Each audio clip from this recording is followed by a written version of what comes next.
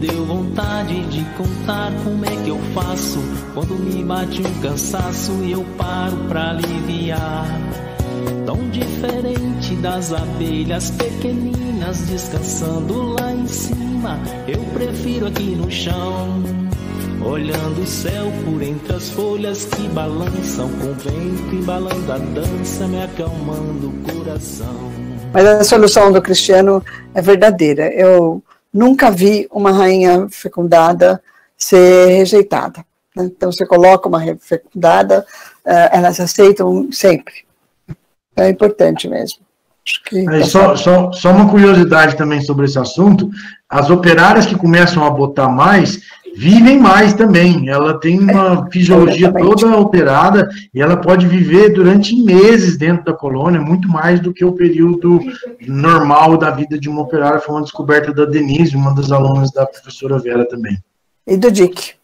Então, esse tipo de comportamento é muito interessante e é mais comum do que a gente pode imaginar, né? São as abelhas, e mesmo na colônia, às vezes a gente tem algumas abelhas, numa colônia normal, que sempre vão ser reprodutoras e vão viver mais de 150 dias. Então, elas vão produzir machos. O ovo que produz macho é botado depois do ovo da rainha. É um ovo diferente, não é o ovo trófico que a gente está acostumado. É um ovo diferente. E essas são abelhas especiais mesmo.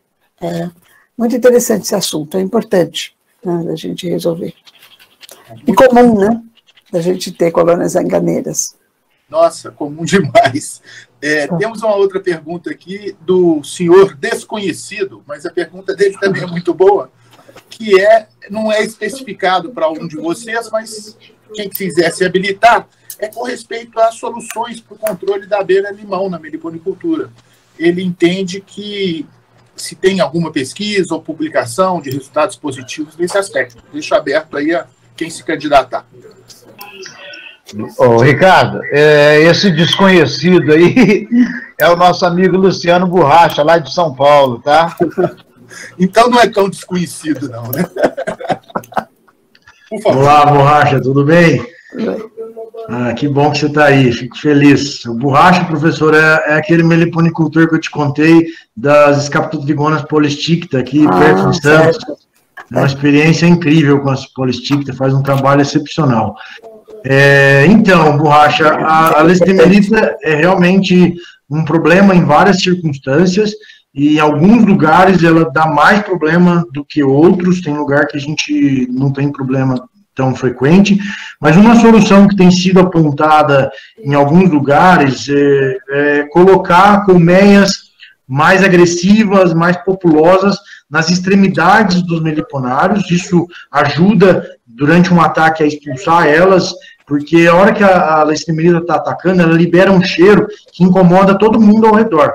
Então, quando as colônias estão mais adensadas e tem essas mais agressivas nas extremidades, elas acabam espantando. Então, tem um estudo, uma vez, que viu isso na Amazônia, com uma espécie que chama do gênero Duqueula, que é bem agressiva nesse tipo de situação, e eu, de experiência própria, eu já tive casos em que tinha várias jataís relativamente próximas umas das outras, não tão perto porque elas brigam, mas relativamente próximas, que quando acontecia o ataque em uma colônia, as outras também atacavam as leishmanioses, e isso espantava as leishmanioses, elas interrompiam o ataque e não dava tanto problema. Então é um tipo de solução que pode ajudar, e é uma boa solução no sentido de você não ter que exterminar a leishmaniose, né? Você simplesmente espanta ela do meliponário e ela vai predar outras espécies do entorno.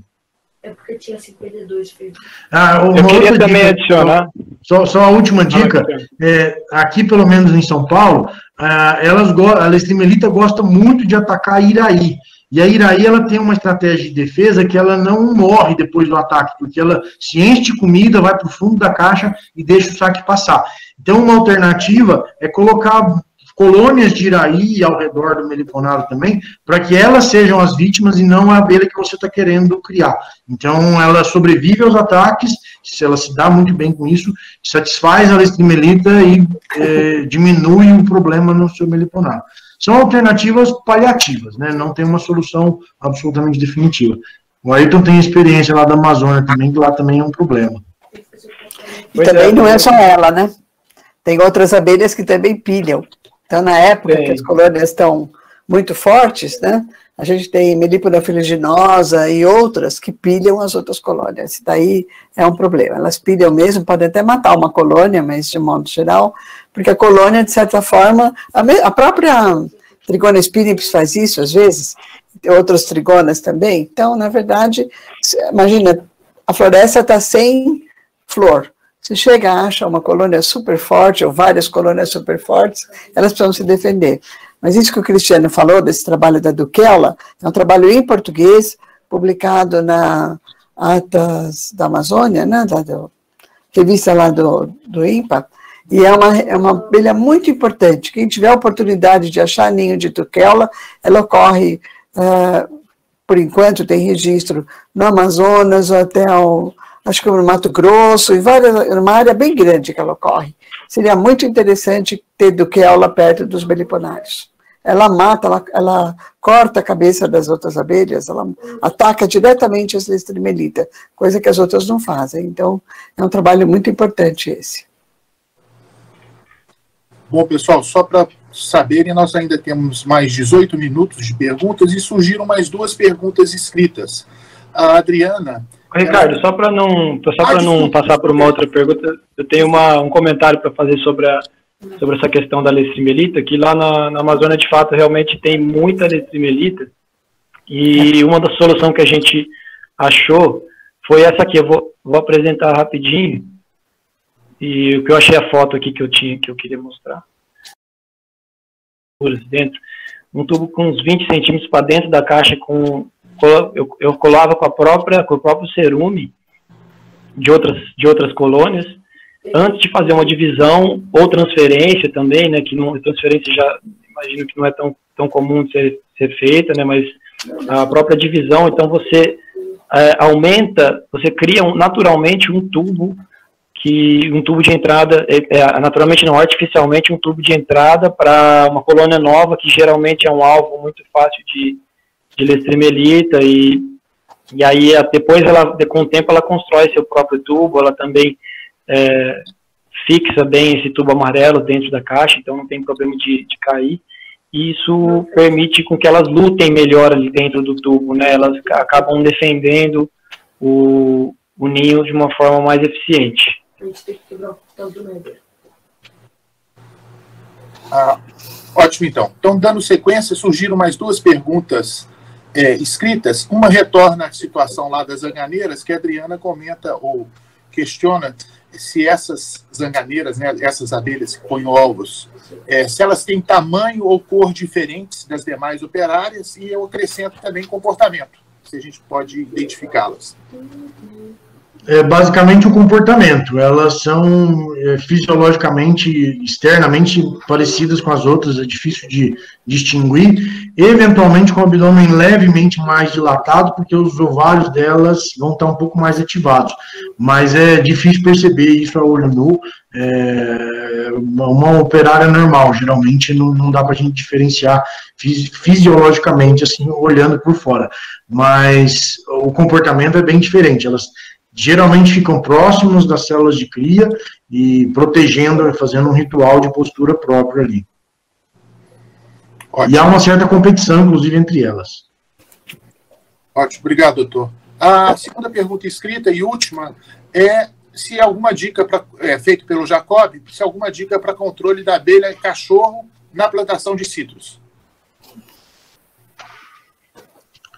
Olha, o que eu tenho visto o pessoal recomendar com uma certa frequência é o uso de extrato de ninho, que é repelente para a abelha. Ele é um inseticida natural, que se ele for aplicado em cima da abelha, ele obviamente vai causar algum problema para ela. Mas se ele for aplicado, por exemplo, durante a floração, no final da tarde, num período em que as abelhas não estão lá, ele tem uma repelência que dura pouco tempo. É uma repelência de 3, 4 dias de alta eficiência, depois isso vai caindo. Porque o ninho ele tem essa característica também de degradar muito rapidamente, por isso, inclusive, é considerado um inseticida de baixo impacto ambiental, né? Mas tem outras soluções que têm sido propostas, que também podem funcionar ou não, dependendo da circunstância.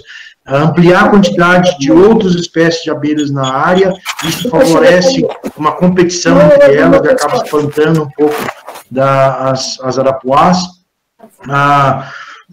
Você plantar recursos que competem com a laranjeira, por exemplo, alguma coisa que floresce naquele momento, que vai dividir a atenção delas, até alimentadores externos durante a florada, que aí essas abelhas vão para os alimentadores ao invés de irem para as flores, são alternativas, mas assim como o caso da Lestremelita, não tem nada muito objetivo, faça isso que vai ser 100% garantido.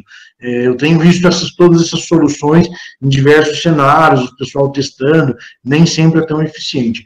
Eu gosto particularmente da ideia do NIM, porque ele tem essa ação repelente e não é tão prejudicial assim para as populações.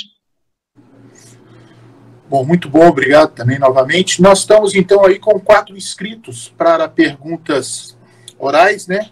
Eu gostaria que entendesse que são realmente perguntas e para serem sucintos nos questionamentos e se puderem identificar um dos prelecionistas para responder. O primeiro é o Yuri Pereira.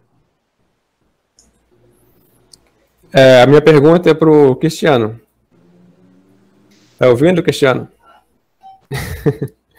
Bom, tu falou aí sobre o CIF do mel Tupinambá. Aqui, a única empresa que conseguiu o CIF foi o Peabiru, né? Só que o mel deles é o desumidificado. E esse aí que tu mostrou, ele também é desumidificado ou é diferente? Bom, esse que eu mostrei... Bom, primeiro, muito bom te ver, Yuri. Yuri é lá do Pará, foi um dos alunos nossos do curso de meliponicultura e está fazendo uma revolução na meliponicultura lá do entorno de Belém. Bom, aqui esse que eu mostrei, ele é, na verdade, pasteurizado, foi a proposta deles, e eles optaram pelo pasteurizado no primeiro momento, por achar que no Ministério da Agricultura teria mais facilidade de passar, né, pelos fiscais e ser autorizado. Então, foi essa a opção inicial. Uma coisa importante, qualquer entreposto que já tenha o CIF, ele pode pedir um novo rótulo para o produto. Então, um apiário que tenha, um entreposto que já trabalha com mel, é mais fácil de conseguir isso, porque ele já tem toda a tramitação feita, já tem toda a análise do estabelecimento, já é muito menos, tem um passo muito grande já avançado. Então, é um caminho muito interessante para vocês, ao invés de pensar em criar um entreposto, em criar um próprio CIF, buscar uma parceria com algum entreposto que já tenha o CIF para mel de apis mesmo, porque ele tem todo o caminho facilitado para conseguir. E no nossa argumentação com o Ministério da Agricultura, o que eu fiz foi, junto com o entreposto, levantar os argumentos técnicos por que esse mel deveria receber o CIF. Então, tinham vários questionamentos que a gente teve que mostrar estudos científicos, teve que contra-argumentar, porque fomos os primeiros, mas eu imagino que com o tempo, o fato de já terem outros entrepostos com CIF para mel de abelha sem ferrão, esse caminho vai sendo facilitado. Então, por exemplo, uma das perguntas que eles questionaram no Ministério foi como que o entreposto ia garantir que o mel de Jataí era mel de Jataí, e não era mel de Mandaçai ou de Mandaquari e tal. Então, eles tiveram que explicar como que eles iam fazer para auditar os clientes que levassem o mel, como que eles iam fazer a vistoria no meliponário, para saber se aquele mel era proveniente mesmo daquela espécie. Enfim, então, é esse tipo de situação que vai acontecer. Poxa, muito bom. O próximo inscrito sou eu. Eu já vou me adiantar a pergunta, então, que é o seguinte. Eu vejo em determinadas ciências, como agroecologia, como agricultura orgânica, que o trabalho da academia, ele procura estudar, ele traz algumas informações, mas a aplicabilidade, a aplicação dessas informações no campo, para a utilização dos interessados, ela nem sempre caminha da mesma maneira. Muitas vezes você tem aí a ciência fazendo as pesquisas em determinados assuntos e você tem os meliponicultores, no nosso caso, tratando os seus problemas através das suas próprias descobertas, do famoso conhecimento tradicional, muitas vezes não validado, mas que eles se apoiam. E eu queria ver se vocês têm uma posição sobre isso. Quer dizer, hoje, a interpretação de vocês é que a meliponicultura, como ciência dentro da academia, ela cumpre o papel dela para o interesse dos meliponicultores, quer dizer, ela está atrás de pesquisa que tem aplicabilidade e como se diz, é apropriada, é uma tecnologia apropriada pelos meliponicultores nesses anos aí que vocês estão nessa atividade? Obrigado. Eu acho que é. Mas é que é muita abelha diferente. Né? São muitos problemas, são muitas abelhas, são muitos biomas diferentes, são muitas situações. E hoje nós temos um outro aspecto. A maior parte das abelhas, não sabemos nada sobre elas. A maior parte. Dessas 200 e poucos que nós temos aí, há publicações de umas 20 e poucas, e olhe lá. Né? Então, muitas coisas importantes não são conhecidas, não sabemos, e ainda precisamos estudar. Eu acho que a meliponicultura tem avançado também na academia, e agora os problemas ficam mais claros. Mas um problema grande que eu vejo é a rede social. A rede social, porque daí todo mundo se informa e dá opinião sobre as coisas, e às vezes a opinião não é exatamente aquilo que está acontecendo. Então, as verdades, se criam verdades que são inverdades, né?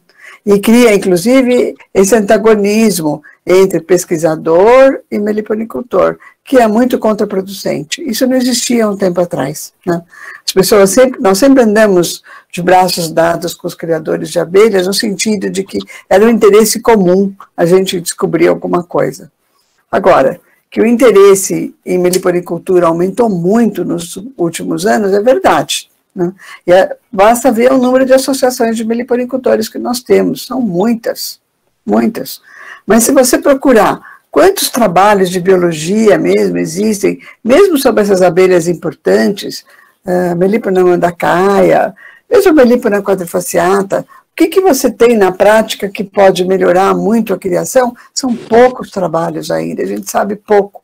Então, eu acho que as experiências, o que eu sempre falo, é que as experiências dos meliponicultores são importantes e precisam ser ouvidas. E, através deles, uma demanda também, né?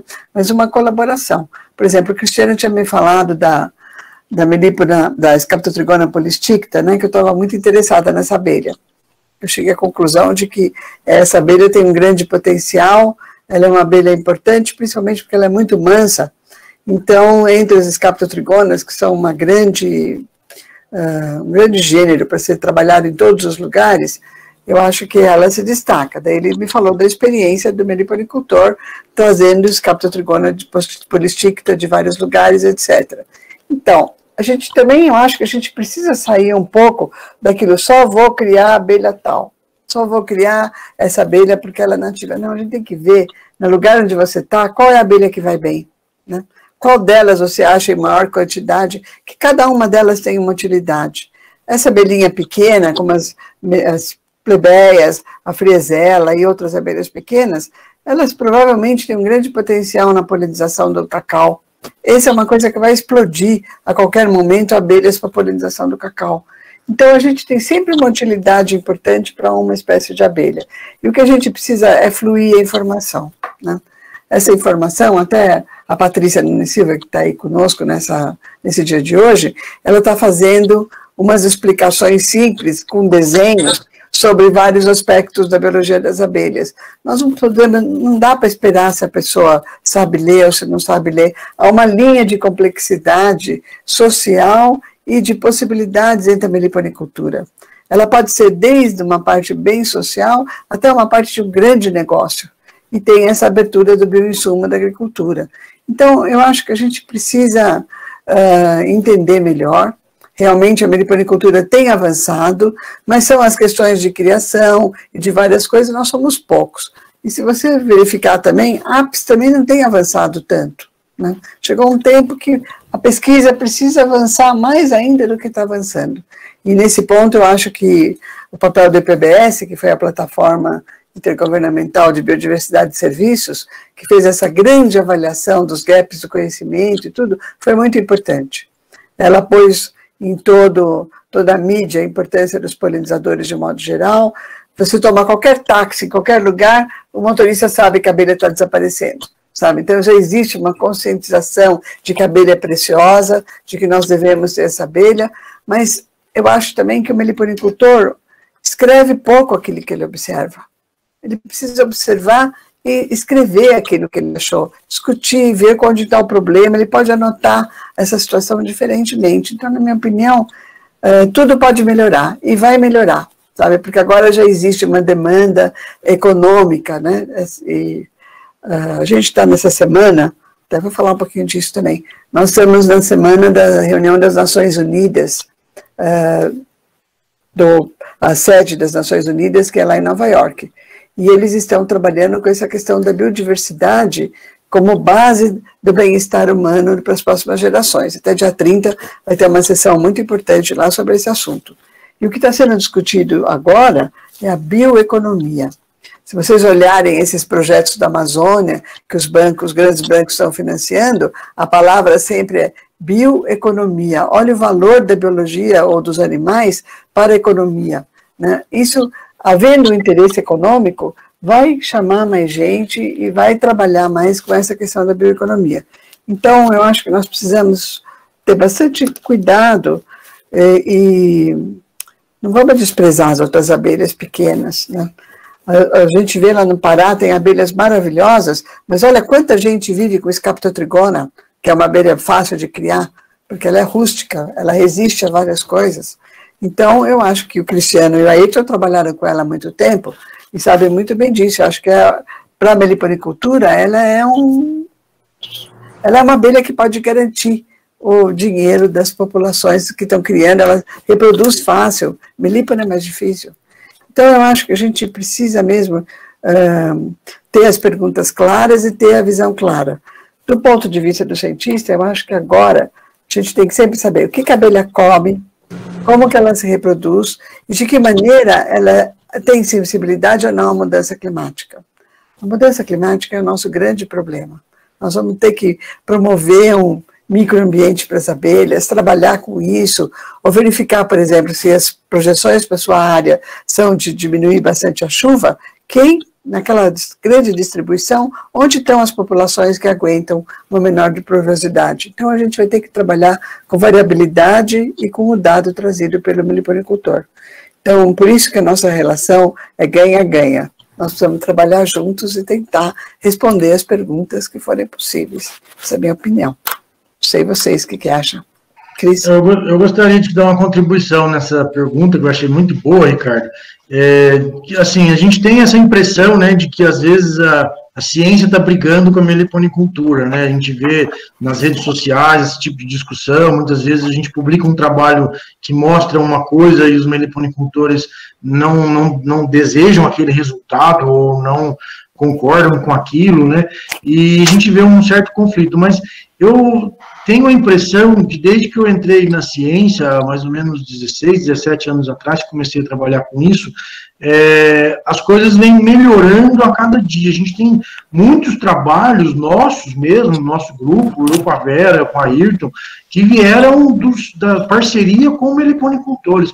Um deles, que eu gosto muito, foi uma parceria com o Paulo Menezes, que é um dos meliponicultores mais tradicionais que a gente tem na região lá de Mossoró, no Rio Grande do Norte, em que ele tinha mais de 10 anos de anotações individuais de produtividade de cada colônia, o que aconteceu com ela, se ele dividiu, se ele colocou o alimentador, quando não colocou.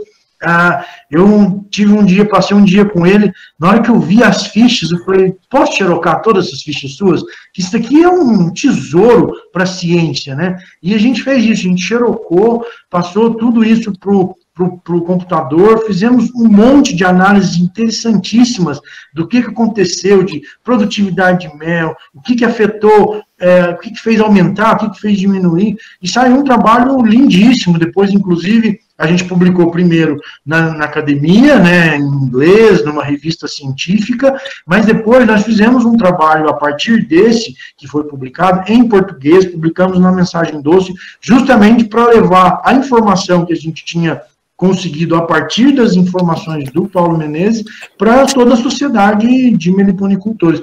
Eu vejo que isso está melhorando. Se você hoje procurar na internet, tem muita informação de boa qualidade à disposição. O difícil, eu acho que o desafio é tão grande no setor da meliponicultura como em qualquer outro setor hoje nas redes sociais.